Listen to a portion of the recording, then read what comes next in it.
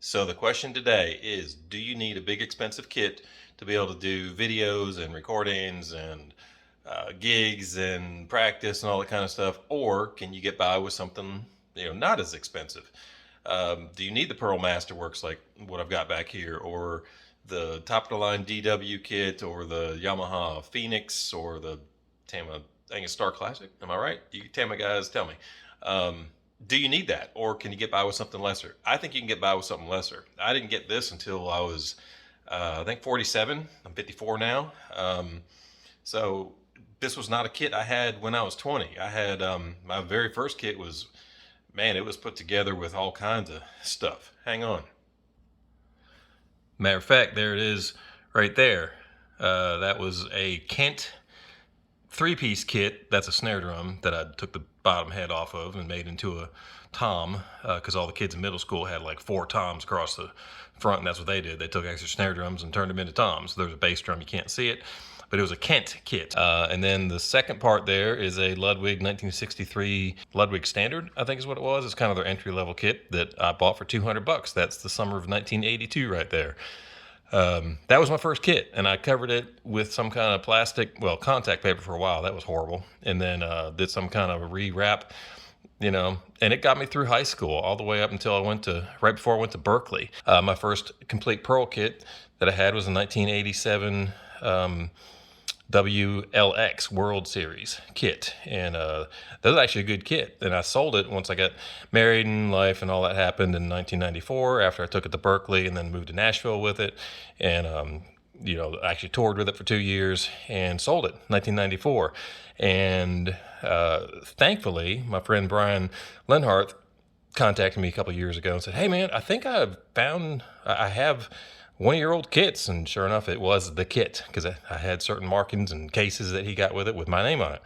So full circle, I did get that back. But in 1999, I went through a divorce and I brought this from upstairs. This is the 10-inch tom from my Pearl World or Export Series kit that I bought after I went through divorce. I was like, you know what? Haven't played in 5 years, from 1994 until 1999. It's like, I'm going to get a kit again. So got the Export Select. It's the lacquer finish. It's color number 176. So there's the 10x8 tom from that. I did do a couple upgrades. This is the die-cast hoops that came on my white kit that I have at my office.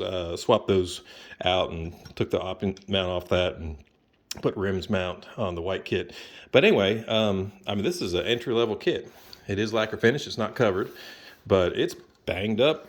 You see that? See those? Yeah, that's from snare drums and all that kind of stuff. But it's still a good kit. And matter of fact, this has not been played since October of 2019. It's not bad.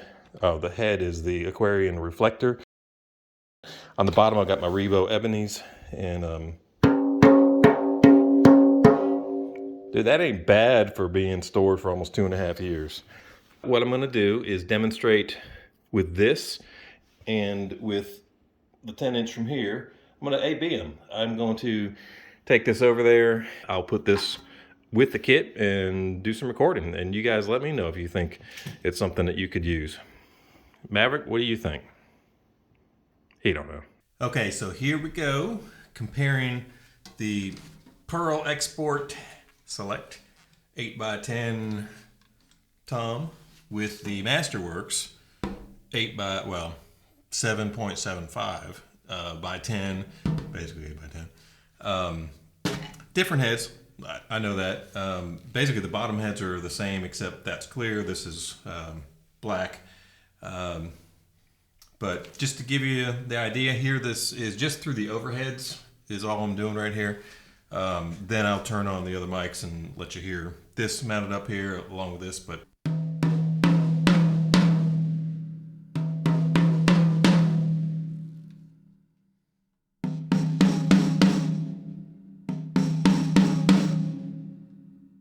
that one's going to be a little more dead because that head is a lot thicker than the black dot.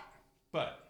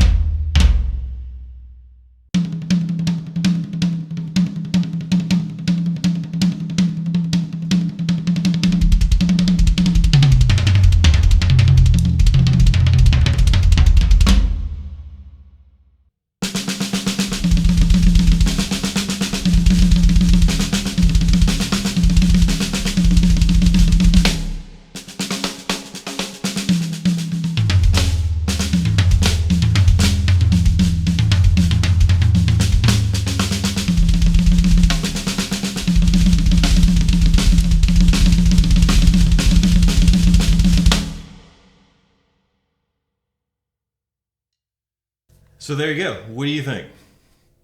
I think it's fine. Again, it's a little more dead than the other because this head is a lot thicker, but overall the sound, the tone, I think you're gonna agree that you don't need this. This is kind of a, like I said, late 40s. It's like, you know what? If I'm gonna do it, I'm gonna do it. I'm gonna do it the way I want it. I have no regrets later.